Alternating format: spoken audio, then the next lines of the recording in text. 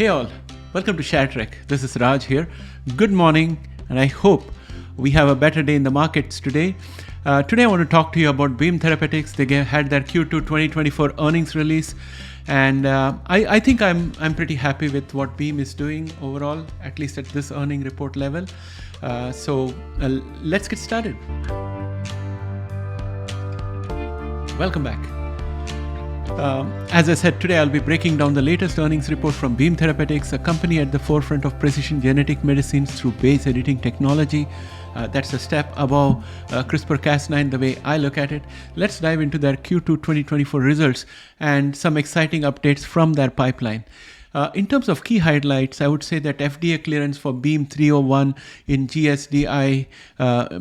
In terms of key highlights, I would say that the FDA clearance for Beam 301 IND application is a very good starting point.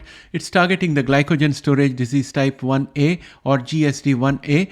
This is their first US in vivo regulatory filing, marking a significant milestone. So this is a significant milestone not only for Beam Therapeutics itself, but also for base editing and for any future licensees that they may have that use the base editing technology. So that's the way I'm looking at it. If you have a different idea, please put it in the comment section. Like to be educated. And then I'm looking at the progress in 101, Beam 101 for severe sickle cell disease. The Beacon phase 1/2 trial for Beam 101 aimed at treating severe sickle cell disease has enrolled over 20 patients with 6 already dosed. And as per the company, this progress is ahead of expectations. Initial clinical data for Beam 101, along with preclinical data for their ESCAPE conditioning platform, has been submitted for presentation at the upcoming American Society of Hematology annual meeting in December. So I'll be following up in December to bring you the information on that. And hopefully we would have some good readings out there.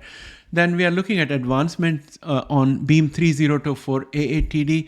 The company reports that the first patient was dosed in the phase 1/2 trial for Beam 302, which targets the AATD or alpha-1 antitrypsin deficiency. The company expects to report initial clinical trial data from this trial in 2025. So that's something for next year.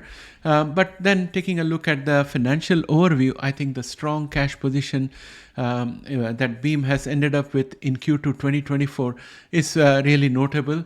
And it has a robust cash position of $1 billion in cash and cash equivalents and marketable securities, even though this is down from $1.2 billion at the end of 2023, but still provides an expected operating runway into 2027. And that means no equity dilution in sight at this point of time. I'm happy about that. And this financial stability, I think, will support their ongoing and future clinical programs at the current level. And next, let us take a look at R&D and G&A expenses. So research and development expenses for Q2 2024 were $87 million, a decrease from $97.6 million in the same quarter last year. General and administrative expenses increased to $29.6 million from $24.7 million, reflecting a growth in operational activities. Overall, Beam reported a net loss of $91.1 million for Q2 2024 or $1.11 per share, compared to a net loss of $82.8 million or $1.08 per share for the same period in 2023. Despite the increased net loss, the company's financial strategy and funding are well aligned with their long-term goals, in my opinion. And if you look at key milestones, let us look at Beam 101. Initial data from Beacon phase 1/2 trial will be presented in the ASH annual meeting in December, as I said before, and preclinical studies are advancing with a non-human primate data also submitted for the ASH annual meeting. Now, looking at Beam 302, continued enrollment in phase 1/2 trial for AATD with initial data expected in 2025, and for Beam 301, site activation for phase 1/2 trial in the GSD1A is underway, with patient dosing anticipated to begin in early 2025. Beam 201 has initial data from phase 1/2 for CAR-T product targeting T-cell acute lymphoblastic leukemia has been submitted for presentation at the ASH annual meeting. And in conclusion, I'll say that major catalysts will come in the ASH meeting in December, and it's making substantial progress. I would say overall, Beam is making substantial progress in their clinical programs, driven by their innovative base editing technology with significant milestones on the horizon and a strong financial foundation. I think Beam is well positioned to advance its pipeline and deliver potentially transformative genetic medicines. I do not see any setbacks in that area at this point of time. We need more information from these companies.